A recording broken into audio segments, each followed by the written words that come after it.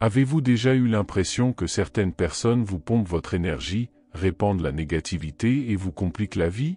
Les personnes toxiques peuvent s'infiltrer dans nos vies de différentes manières, en tant que collègues de travail, amis ou même membres de la famille. Elles drainent notre joie, entravent nos progrès et nous laissent émotionnellement épuisés. Aujourd'hui, vous découvrirez comment les enseignements stoïques de Marc Aurèle peuvent nous aider à identifier et à éliminer ces influences négatives de notre vie.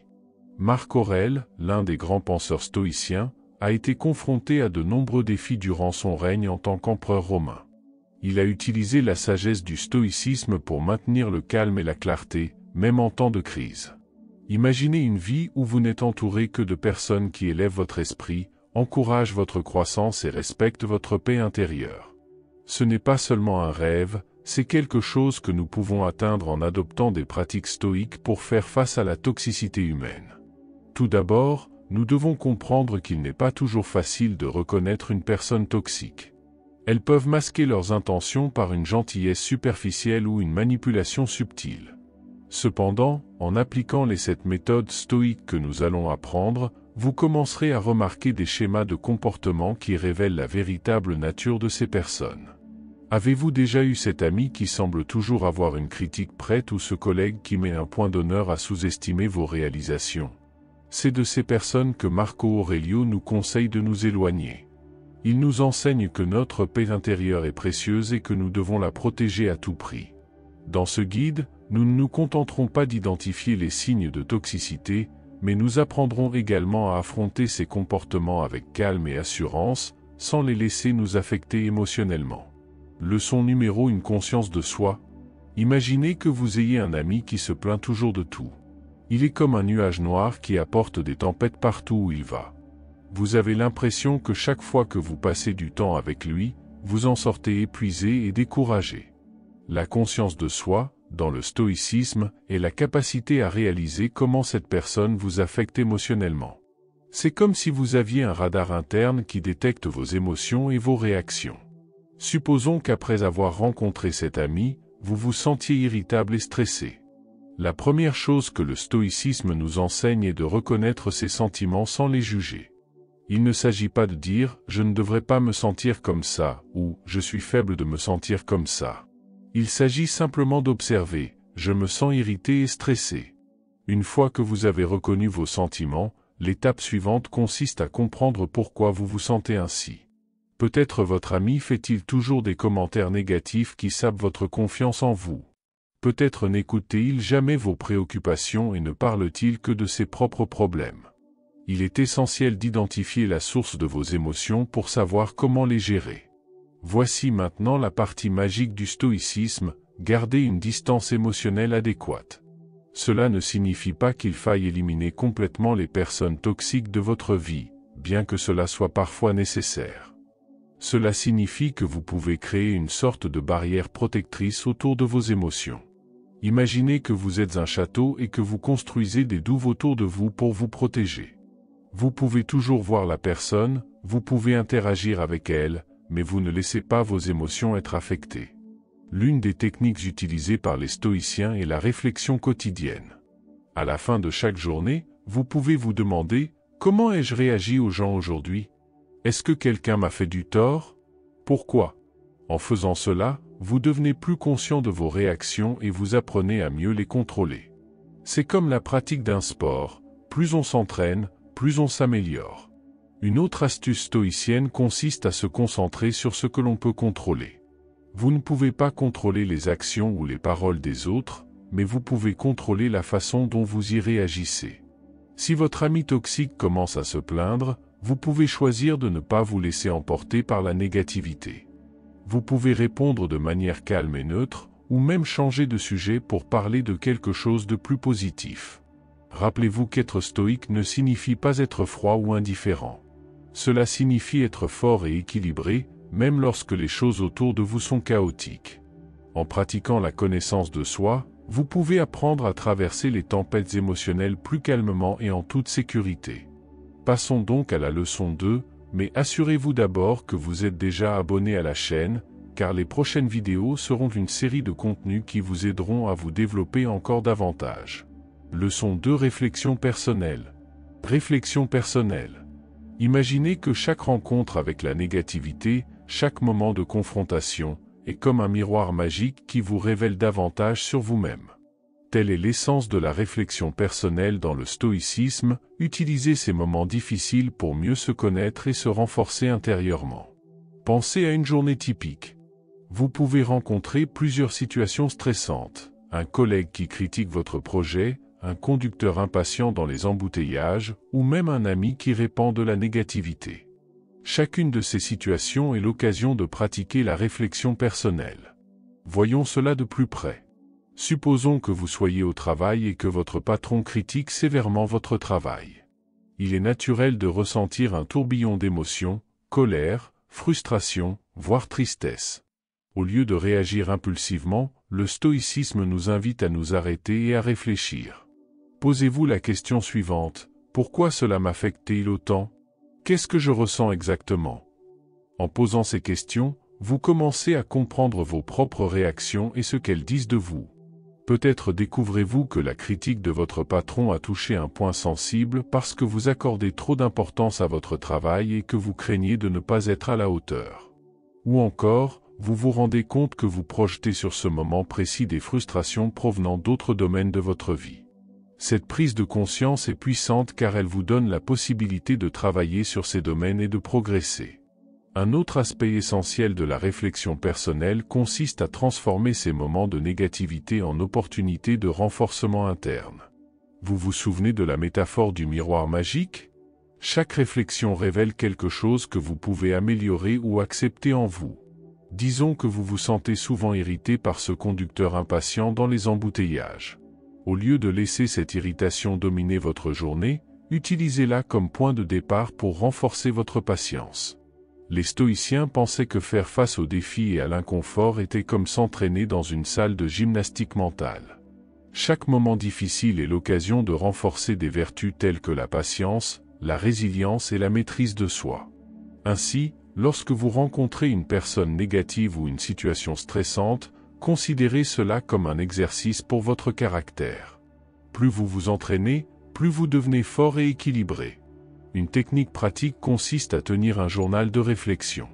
À la fin de la journée, écrivez sur les moments difficiles auxquels vous avez été confronté. Décrivez ce que vous avez ressenti, ce que vous avez pensé et comment vous avez réagi. Posez-vous la question suivante: que ai-je appris sur moi-même aujourd'hui? Comment puis-je utiliser cette expérience pour devenir une meilleure personne?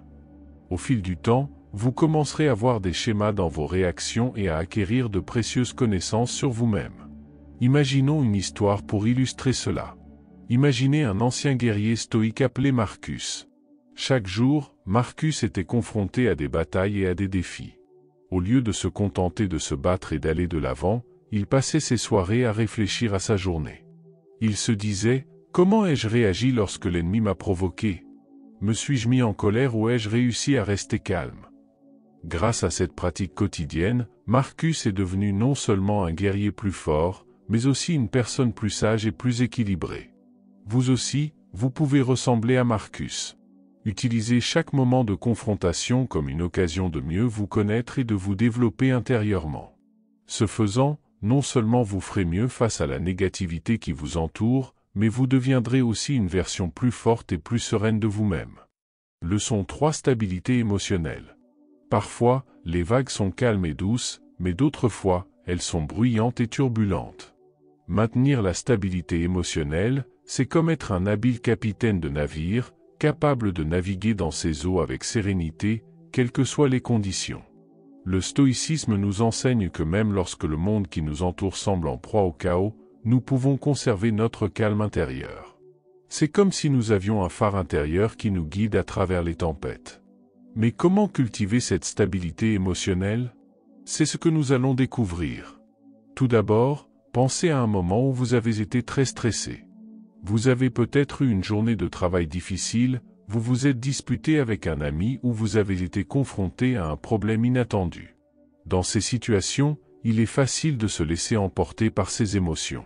Cependant, les stoïciens nous enseignent à pratiquer le détachement émotionnel. Il ne s'agit pas d'ignorer ou de supprimer nos émotions, mais de les observer de manière plus objective. Imaginez que vos émotions sont comme des nuages dans le ciel. Elles sont parfois sombres et orageuses, mais tout comme les nuages, elles passent. Lorsque vous ressentez de la colère, de la peur ou de la tristesse, essayez de visualiser ces émotions comme des nuages qui passent. Reconnaissez-les, mais ne vous y accrochez pas. Demandez-vous, pourquoi est-ce que je me sens comme ça? Est-ce vraiment important à long terme?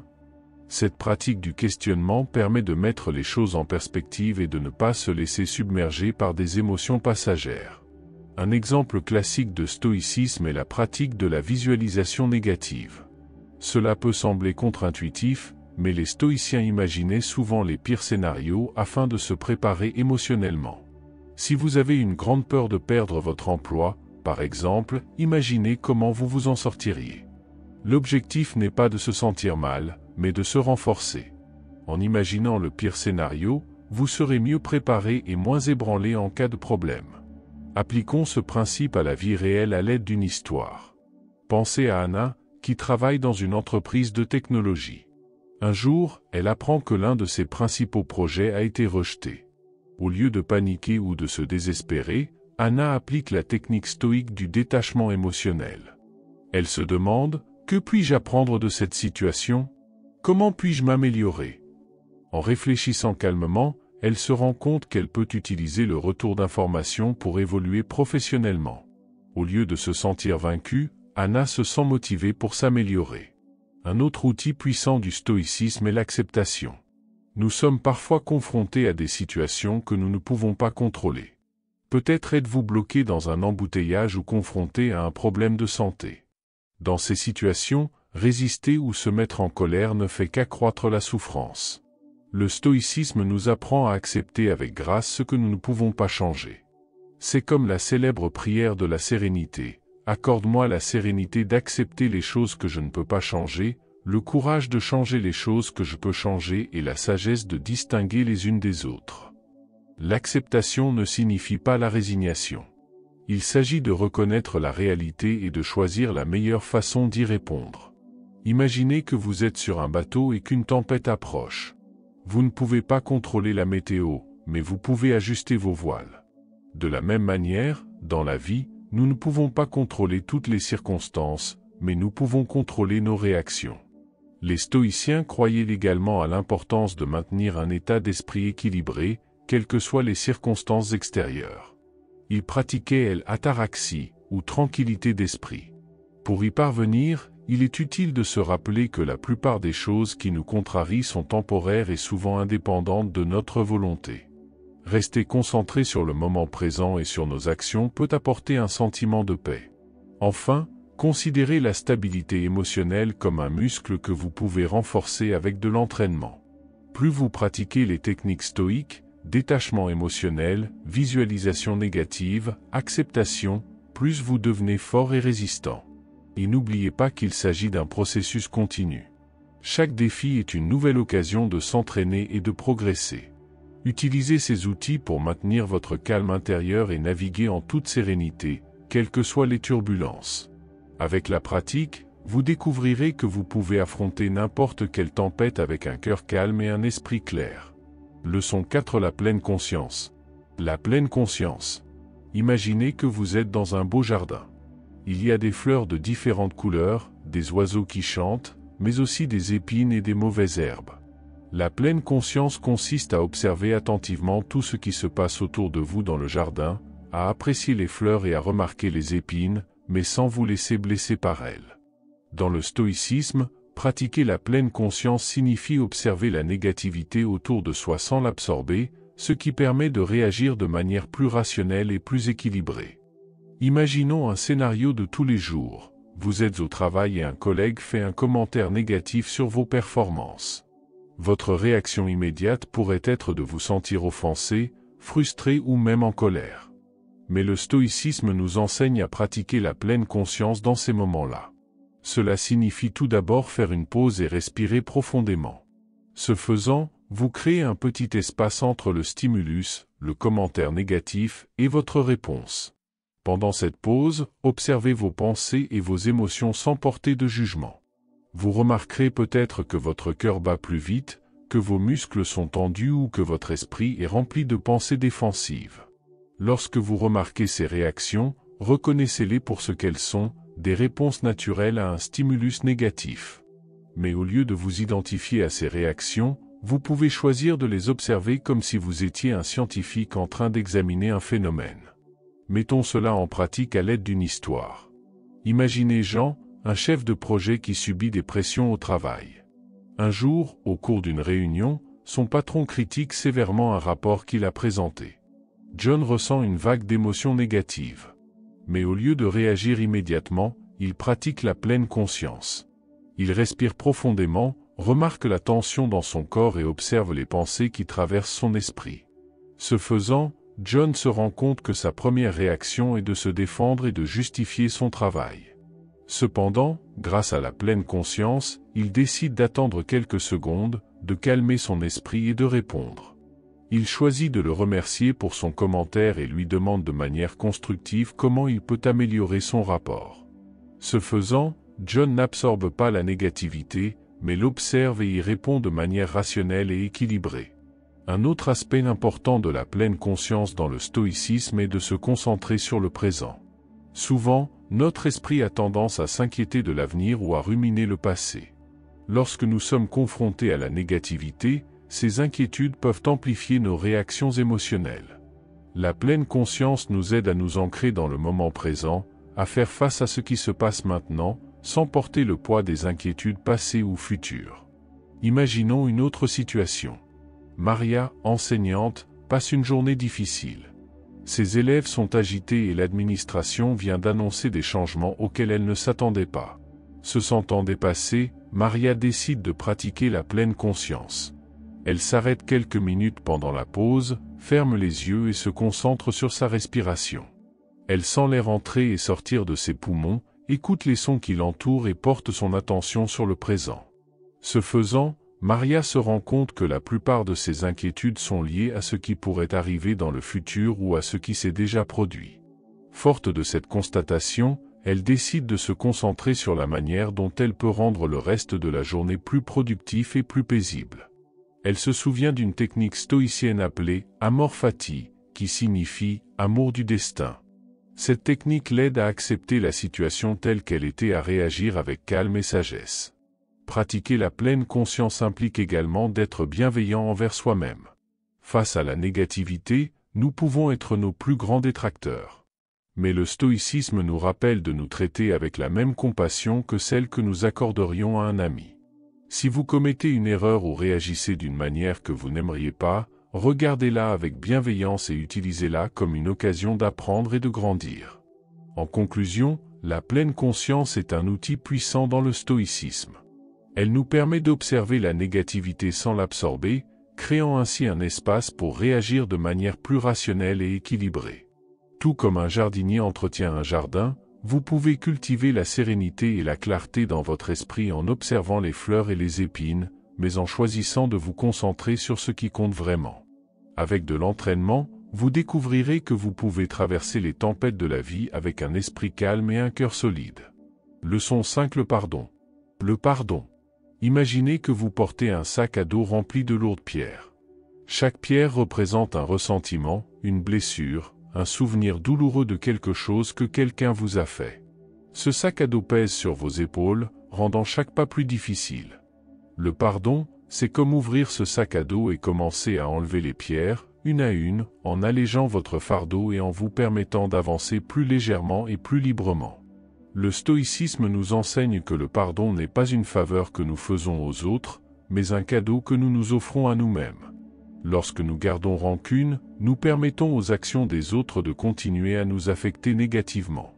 En pardonnant, nous ne disons pas que ce qui s'est passé était juste, mais nous choisissons de ne pas le laisser contrôler nos émotions et notre vie. Imaginons une situation. Pedro a un collègue de travail, Marcos, qu'il a un jour saboté sur un projet important. Pedro s'est senti trahi et porte cette blessure depuis lors. Chaque fois qu'il voit Marcos, il se sent en colère et frustré. Mais Pedro décide de faire preuve de stoïcisme et d'essayer de pardonner. Tout d'abord, il reconnaît la blessure qu'il ressent et comprend qu'il est naturel d'éprouver de tels sentiments. Ensuite, Il réfléchit à l'impact de cette blessure sur sa vie.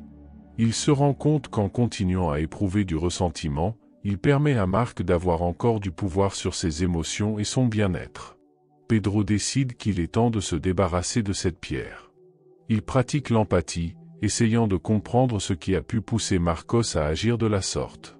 Peut-être que Marcos n'était pas sûr de ses performances et qu'il a ressenti le besoin de rivaliser de manière déloyale. En essayant de voir la situation d'un autre point de vue, Pierre trouve une forme de compassion, même si cela ne justifie pas l'action de Marc.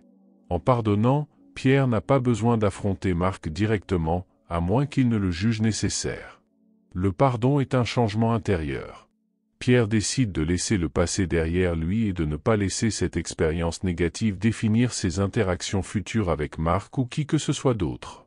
Il choisit de se concentrer sur ses propres actions et réactions, qui sont sous son contrôle. Un autre exemple nous vient de l'histoire d'une femme appelée Clara.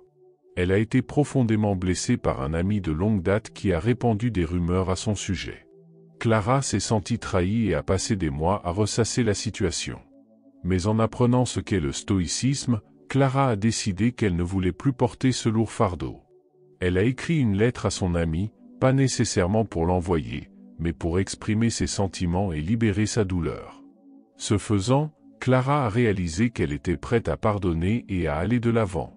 Le pardon est également fondamental pour notre bien-être mental et physique. Des études montrent que le fait de garder de la rancune peut entraîner un stress chronique qui affecte notre santé à bien des égards. En pardonnant, nous relâchons cette tension et faisons place à la paix intérieure. C'est comme si nous nettoyions notre esprit et notre cœur, permettant ainsi aux bonnes choses d'entrer. Pensons à une dernière métaphore. Imaginez que vous êtes un jardin. Chaque ressentiment est comme une mauvaise herbe qui vole les nutriments et l'espace des fleurs. Lorsque vous pardonnez, c'est comme si vous arrachiez ces mauvaises herbes, ce qui donne aux fleurs plus d'espace pour pousser et s'épanouir. Votre jardin devient plus beau, plus sain et plus vivant. Ainsi, la prochaine fois que vous vous sentirez blessé, rappelez-vous la leçon stoïque du pardon. Reconnaissez votre douleur, essayez de comprendre le point de vue de l'autre personne et choisissez de laisser tomber cette pierre. Ce faisant, vous vous libérez de la négativité et ouvrez la voie à une vie plus légère et plus heureuse. Le pardon n'est pas facile, mais c'est l'un des cadeaux les plus puissants que vous puissiez vous offrir, vous permettant de traverser la vie avec plus de sérénité et de force. Leçon 6: le pardon. Comment utiliser nos expériences passées pour mieux gérer les personnes difficiles ou toxiques à l'avenir? Imaginez que vous jouez à un jeu de société et qu'à chaque fois que vous faites un mouvement spécifique, vous tombez dans un piège et perdez des points. Avec le temps, vous apprenez à éviter ce mouvement afin de ne pas retomber dans le même piège. La vie fonctionne de la même manière. Nos expériences passées sont comme ces mouvements dans le jeu. Elles nous apprennent ce qui fonctionne et ce qui ne fonctionne pas. Lorsque nous parlons de souvenirs et d'expériences, les stoïciens nous encouragent à réfléchir aux bonnes et aux mauvaises choses qui se sont produites dans notre vie. C'est particulièrement utile lorsqu'il s'agit de personnes toxiques, celles qui nous font nous sentir mal ou qui nous apportent toujours des problèmes. Vous souvenez-vous de la fois où vous avez fait confiance à quelqu'un qui vous mentait toujours et où vous avez fini par être blessé? Ou de cet ami qui ne venait vous voir que lorsqu'il avait besoin de quelque chose et qui n'était jamais là lorsque vous aviez besoin de lui? Ce sont là des expériences dont nous devons nous souvenir et dont nous devons tirer des leçons. Les stoïciens suggèrent d'utiliser ces souvenirs pour guider nos interactions futures. C'est comme si nous disposions d'un manuel d'instructions basé sur nos expériences passées. Lorsque nous rencontrons quelqu'un qui nous rappelle une personne toxique du passé, nous pouvons nous arrêter et réfléchir. Que s'est-il passé la dernière fois que j'ai fait confiance à quelqu'un comme ça? Comment puis-je éviter que cela ne se reproduise? Mais cela ne signifie pas que nous devons nous fermer à de nouvelles personnes ou expériences. Les stoïciens croient en l'équilibre. Nous devons être sages et prudents, mais aussi ouverts et justes. L'idée est d'utiliser nos souvenirs comme un phare qui nous guide, et non comme des chaînes qui nous lient au passé. Au lieu d'être méfiants ou amers, nous apprenons à être prudents et attentifs. Une astuce utile consiste à tenir un journal. Noter nos interactions quotidiennes nous aide à nous en souvenir et à y réfléchir. Imaginez que vous ayez eu une conversation difficile avec quelqu'un. Si vous l'écrivez, vous pouvez analyser ce qui s'est bien passé et ce qui s'est mal passé. Il est ainsi plus facile de reconnaître des schémas et d'adapter son comportement à l'avenir. Leçon 7: fixer des limites. Parlons de l'importance de fixer des limites claires pour protéger notre paix et notre énergie émotionnelle. Imaginez que votre esprit est comme un beau jardin. Dans ce jardin, vous faites pousser des fleurs, des plantes et des arbres qui vous apportent joie et sérénité. Mais de temps en temps, des mauvaises herbes et des insectes apparaissent et peuvent endommager votre jardin. Pour que tout reste beau et sain, il faut en prendre soin, n'est-ce pas? Fixer des limites dans la vie, c'est comme clôturer et protéger ce jardin. Les stoïciens pensent que nous devons définir et communiquer nos limites pour empêcher les personnes ou les situations de drainer notre énergie émotionnelle. Pensez à une situation où quelqu'un vous demande toujours des faveurs ou essaie de vous convaincre de faire quelque chose que vous ne voulez pas faire. Sans limite claire, vous risquez de vous sentir épuisé et stressé. Mais avec des limites, vous pouvez dire non avec douceur et fermeté, tout en préservant votre tranquillité. Fixer des limites commence par la connaissance de soi. Nous devons comprendre ce qui nous fait du bien et ce qui nous dérange. Une façon d'y parvenir est de prêter attention à ce que nous ressentons dans différentes situations et avec différentes personnes. Si quelque chose ou quelqu'un vous déprime constamment, c'est le signe que vous devez poser des limites. Une fois que vous avez compris quelles sont vos limites, l'étape suivante consiste à les communiquer clairement et respectueusement. Les stoïciens nous enseignent à faire preuve de raison et de calme. Il ne s'agit pas de crier ou d'être impoli, mais de parler clairement et fermement. Par exemple, si un collègue de travail vous interrompt constamment, vous pouvez dire quelque chose comme « J'ai besoin de temps pour me concentrer sur mon travail. Pouvons-nous parler plus tard ?»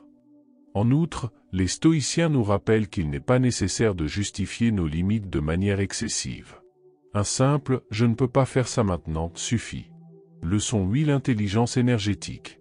La capacité à gérer notre énergie émotionnelle avec sagesse, en choisissant comment réagir et avec qui s'engager. Imaginez que votre énergie émotionnelle est comme la batterie de votre téléphone portable. Elle est limitée et doit être utilisée avec précaution pour ne pas s'épuiser trop vite. Lorsque vous dépensez trop d'énergie émotionnelle pour des situations ou des personnes qui n'en valent pas la peine, votre batterie s'épuise rapidement. Les stoïciens nous apprennent à protéger cette énergie en l'utilisant intelligemment. Tout d'abord, comprenons ce que signifie gérer notre énergie émotionnelle. Il s'agit d'être conscient de la manière dont nous dépensons notre énergie tout au long de la journée. Si vous passez beaucoup de temps à vous inquiéter de choses que vous ne pouvez pas contrôler, à vous disputer avec des personnes négatives ou à vous stresser pour des irritations mineures, vous vous videz de votre énergie. Les stoïciens nous encouragent à nous concentrer sur ce qui compte vraiment et sur ce que nous pouvons contrôler. Un moyen pratique d'y parvenir est de choisir judicieusement nos batailles. Imaginez que vous êtes dans un embouteillage et que quelqu'un vous coupe brusquement la route. Vous pouvez vous mettre en colère et dépenser votre énergie émotionnelle dans la colère, ou vous pouvez simplement prendre une grande respiration et laisser tomber. Rappelez-vous que vous pouvez contrôler votre réaction. Choisir de ne pas réagir à de petites provocations est un moyen de conserver son énergie. Les stoïciens nous enseignent également à être sélectifs dans le choix des personnes avec lesquelles nous nous engageons. Considérez les gens comme des chargeurs de téléphone portable, certains rechargent votre énergie, tandis que d'autres la drainent. Si vous êtes toujours entouré de personnes qui se plaignent, critiquent ou apportent de la négativité, votre énergie émotionnelle s'épuisera rapidement. Essayez plutôt d'être entouré de personnes qui vous soutiennent, vous inspirent et vous font du bien. En outre, la gestion de notre énergie émotionnelle implique de prendre soin de soi. Les stoïciens croyaient en l'importance de prendre soin de son corps et de son esprit. Des activités telles que la méditation, l'exercice physique, la lecture et les loisirs relaxants sont des moyens de recharger notre énergie. C'est comme si vous donniez à votre batterie le temps de se recharger complètement. Un autre aspect important est la maîtrise de soi. Imaginez que vous êtes à une fête et que quelqu'un fait un commentaire grossier à votre sujet. Deux possibilités s'offrent à vous, soit vous réagissez de manière impulsive et dépensez beaucoup d'énergie émotionnelle, soit vous vous maîtrisez pour ne pas vous laisser affecter profondément. Les stoïciens nous enseignent à observer nos émotions sans nous laisser submerger par elles. Il ne s'agit pas de supprimer ce que nous ressentons, mais de comprendre que nous avons le pouvoir de choisir comment nous réagissons. Pratiquer l'intelligence énergétique implique également d'établir des priorités. Réfléchissez à ce qui est vraiment important pour vous. En vous concentrant sur ce qui donne de la valeur et du sens à votre vie, vous évitez de gaspiller de l'énergie pour des choses insignifiantes. C'est comme une liste de choses à faire, vous donnez la priorité à ce qui est le plus important et le plus urgent, et vous mettez de côté ce qui peut attendre. Enfin, n'oubliez pas que la vie est pleine de défis et d'imprévus. Les stoïciens nous enseignent à accepter ce que nous ne pouvons pas changer et à concentrer notre énergie sur la manière dont nous allons répondre à ces défis. Lorsque quelque chose de difficile se produit, demandez-vous: comment puis-je y faire face d'une manière qui préserve ma paix et mon énergie émotionnelle? L'intelligence énergétique consiste donc à vivre de manière consciente et équilibrée. Il s'agit d'apprendre à protéger et à recharger notre énergie, en évitant de la gaspiller dans des réactions impulsives ou face à des personnes et des situations qui ne nous font pas de bien. Grâce à cette approche, nous devenons plus résistants et capables d'affronter les hauts et les bas de la vie avec sérénité. Choisissez judicieusement vos réactions, prenez soin de votre corps et de votre esprit et entourez-vous de personnes positives. Vous pratiquerez ainsi l'intelligence énergétique et vivrez une vie plus pleine et plus harmonieuse. Leçon 9: se concentrer sur les objectifs. Tout d'abord, nous devons être clairs sur nos objectifs. Pensez à un objectif que vous avez, quelque chose qui compte vraiment pour vous.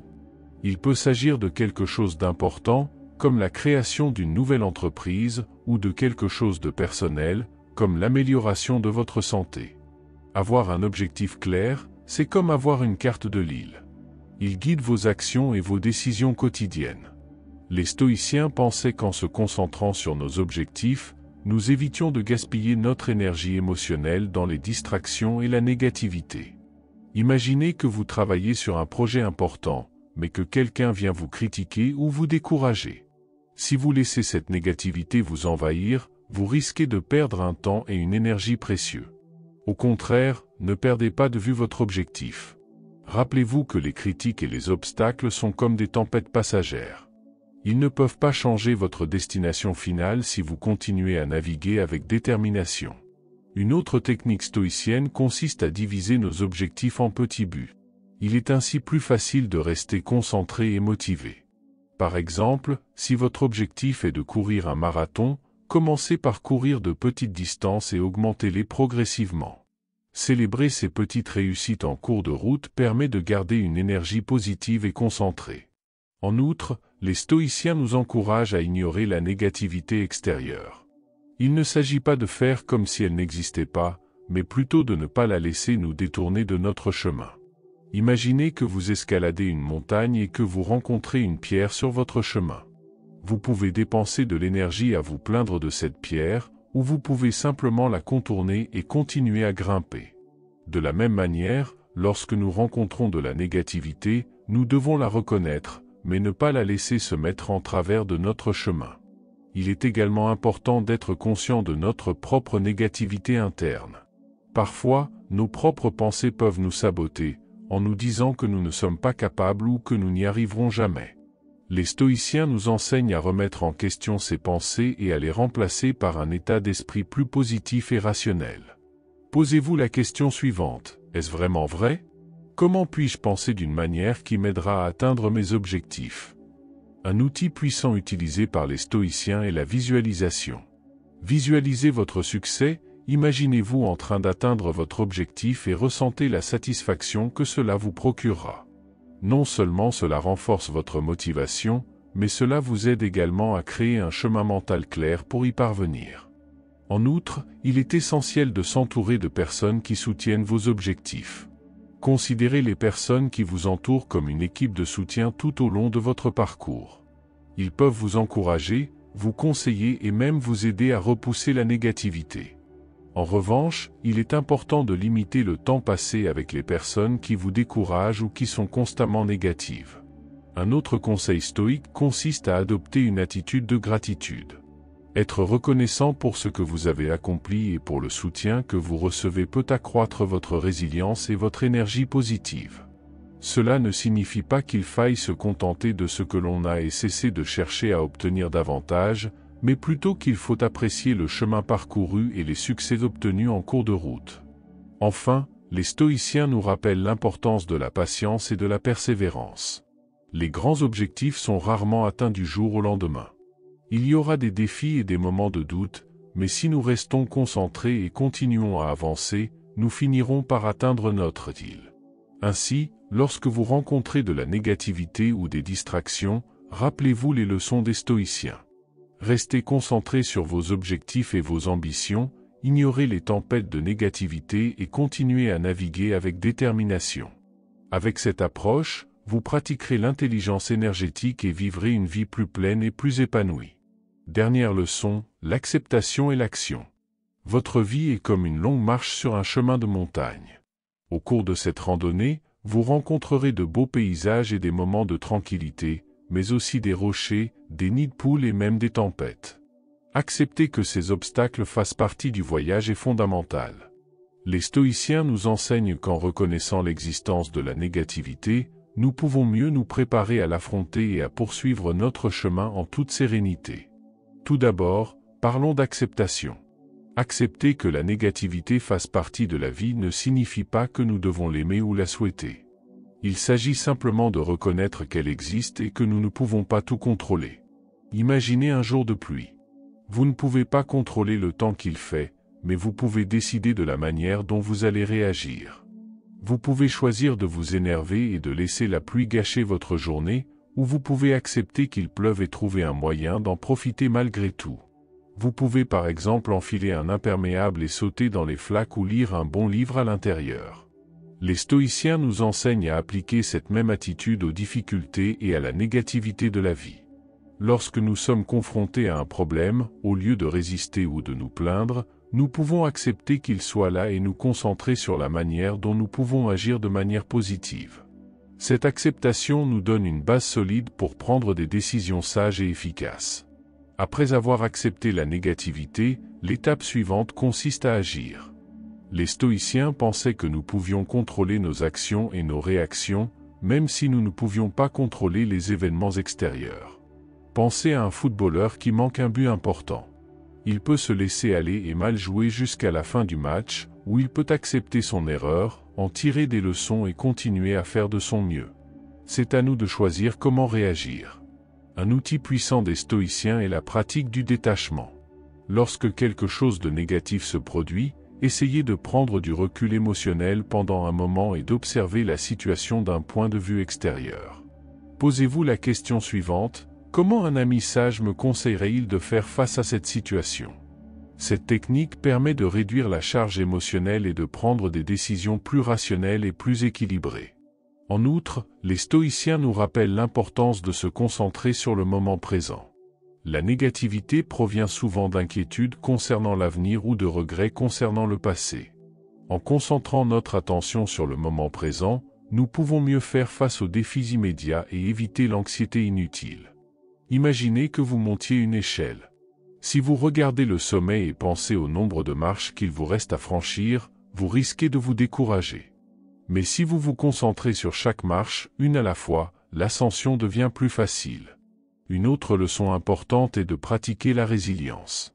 La résilience est la capacité à se remettre rapidement des difficultés. Les stoïciens nous enseignent que chaque défi est une occasion de renforcer notre caractère. Pensez à un athlète qui s'entraîne pour un marathon. Chaque séance d'entraînement difficile, chaque muscle endolori fait partie du processus de renforcement et de préparation. De la même manière, chaque situation négative à laquelle nous sommes confrontés est une occasion de grandir et d'apprendre. Le maintien de la paix intérieure est fondamental pour les stoïciens. Cela ne signifie pas que nous ne serons jamais contrariés ou tristes, mais plutôt que nous ne laisserons pas ces sentiments dominer notre vie. Des pratiques telles que la méditation, la réflexion et la gratitude peuvent nous aider à maintenir cette paix. Prenez un moment chaque jour pour réfléchir à ce dont vous êtes reconnaissant. Il peut s'agir de quelque chose d'aussi simple qu'une bonne tasse de café le matin ou le soutien d'un ami. La gratitude nous aide à garder une attitude positive, même lorsque nous sommes confrontés à des défis. Enfin, les stoïciens nous rappellent que la vie est courte et précieuse. Chaque instant est une occasion de vivre avec intégrité, sagesse et courage. En acceptant la négativité et en agissant de manière à préserver notre paix intérieure, nous mettons en pratique l'une des leçons les plus profondes du stoïcisme. C'est ainsi que nous pouvons vivre une vie plus épanouie, en affrontant les hauts et les bas avec sérénité et détermination. Ainsi, la prochaine fois que vous serez confronté à un défi ou à la négativité, rappelez-vous les leçons des stoïciens. Acceptez la situation, agissez avec sagesse et maintenez votre paix intérieure. Ainsi, vous vivrez selon les principes du stoïcisme et construirez une vie plus équilibrée et harmonieuse. Merci d'avoir regardé jusqu'ici. N'oubliez pas de vous abonner pour continuer à recevoir le contenu à venir. À bientôt dans la prochaine vidéo.